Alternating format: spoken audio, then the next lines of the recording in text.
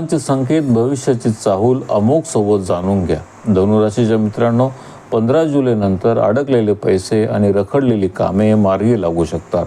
मात्र एक चुकीची गुंतवणूक किंवा चुकीची भागीदारी तुमचा फायदा कमी करू शकते. नेमकं काय घडणार आहे, चला जाणून घेऊया. जुलै 2026 मधील प्रमुख ग्रहयोग. 4 जुलैला शुक्र सिंह राशीत प्रवेश करतोय. 7 जुलैला बुध मिथुन राशीत वक्री होतोय. 15 जुलैला सूर्य कर्क राशीत प्रवेश करतोय. मंगळ संपूर्ण महिना वृषभ राशीत आहे. उच्च राशीतील गुरु संपूर्ण महिना कर्क राशीत आहे. 23 जुलैला बुध मार्गी होतोय. 26 जुलैला शनी वक्री होतोय. मित्रांनो, या महिन्यातील ग्रहस्थिती धन, करिअर, भाग्य आणि वैयक्तिक जीवनावर विशेष प्रभाव टाकणार आहे. आता बघूया करिअर आणि नोकरी. करिअरच्या दृष्टिकोनातून हा महिना महत्त्वाचा ठरू शकतो. विशेषतः 15 जुलैनंतर नवीन संधी, नवीन जबाबदारी आणि प्रगतीचे मार्ग उघडू शकतात. वरिष्ठ अधिकारी तुमच्या कामाची दखल घेऊ शकतात. रखडलेली कामे पुन्हा वेग घेऊ शकतात. आता बघूया व्यवसाय.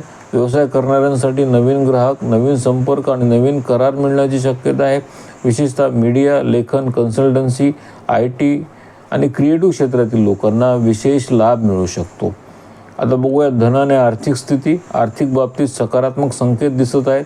अडकलेली रक्कम परत मिळू शकते. जुन्या गुंतवणुकीमधून लाभ मिळू शकतो. काहींना परदेशाशी संबंधित कामातून विशेष आर्थिक फायदा होऊ शकतो. मात्र जोखमीची गुंतवणूक टाळा. आता बघूया घर, कुटुंब आणि मानसन्मान. कुटुंबाचे सहकार्य मिळू शकते. महत्त्वाच्या कौटुंबिक निर्णयामध्ये तुमची भूमिका वाढू शकते. समाजात तुम्हाला मान, सन्मान आणि प्रतिष्ठा मिळू शकते. कुटुंबात तुम्हाला मान, सन्मान आणि प्रतिष्ठा मिळू शकते. प्रेमसंबंध. प्रेमसंबंधामध्ये सुधारणा दिसू शकते. नवीन ओळखी निर्माण होऊ शकतात. मात्र भावनेच्या भरात मोठे निर्णय घेऊ नका.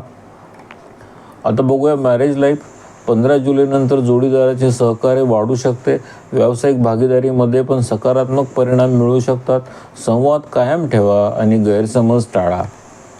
आता बघूया शिक्षण आणि स्पर्धा परीक्षा. विद्यार्थ्यांसाठी हा महिना अनुकूल राहू शकतो. स्पर्धा परीक्षा, उच्च शिक्षण आणि कौशल्य विकास यामध्ये प्रगती होऊ शकते. आता बघूया आरोग्य. आरोग्याकडे मात्र विशेष लक्ष देणं आवश्यक आहे. पोटाचे विकार, ॲसिडिटी, तणाव आणि थकवा काहींना जाणवू शकतो. योग, प्राणायाम आणि नियमित दिनचर्चा फायदेशीर ठरेल. आता जुलै महिन्यातील महत्त्वाच्या तारखा बघूयात. 4 जुलैला शुक्र सिंह राशीत प्रवेश करतोय. 7 जुलैला बुध वक्री होतोय. 15 जुलैला सूर्य कर्क राशीत प्रवेश करतोय. 23 जुलैला बुध मार्गी होतोय. 26 जुलैला शनी वक्री होतोय. आता विशेष सावधगिरी काय आहे? जोखमीची गुंतवणूक टाळा. भागीदारीमध्ये स्पष्टता ठेवा.